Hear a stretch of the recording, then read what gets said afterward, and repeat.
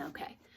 Finally, spine segmentation. So spinal segmentation, take your time. It's, for a lot of people, we tend to move strictly in hinge points. We have a lot of mobility in certain places along the spine, and then the vertebrae that are not at that hinge point tend to move as a block.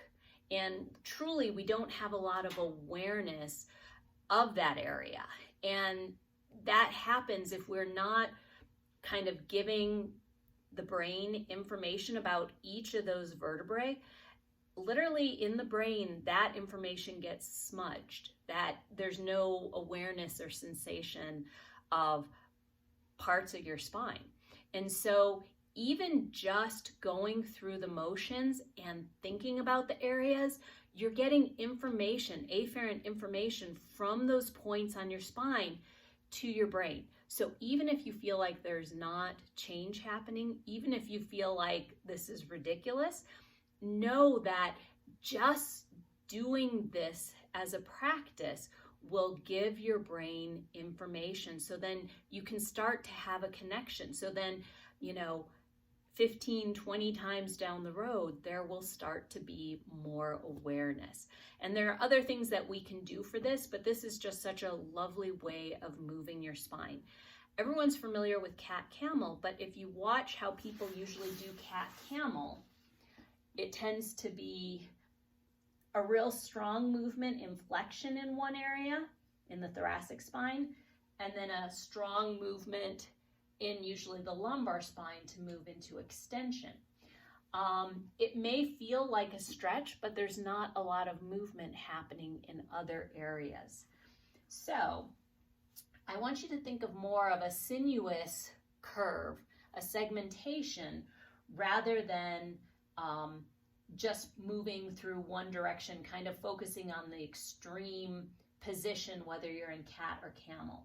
So I'm going to have knees under my hips, hands under my shoulders, and I'm going to start with my tailbone. I'm going to think of like a scared dog tucking their tail. And then I'm just going to picture vertebrae by vertebrae moving into flexion.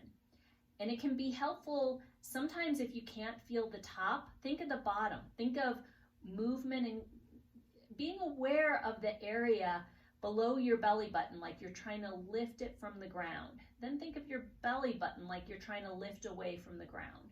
Then above the belly button. And then lower ribs, mid ribs, mid sternum, upper sternum, collarbone, and then finally your neck.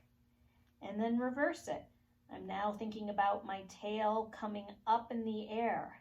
Now I'm thinking about the area below my belly button, like I'm trying to just drop it a little bit towards the mat. And then my belly button.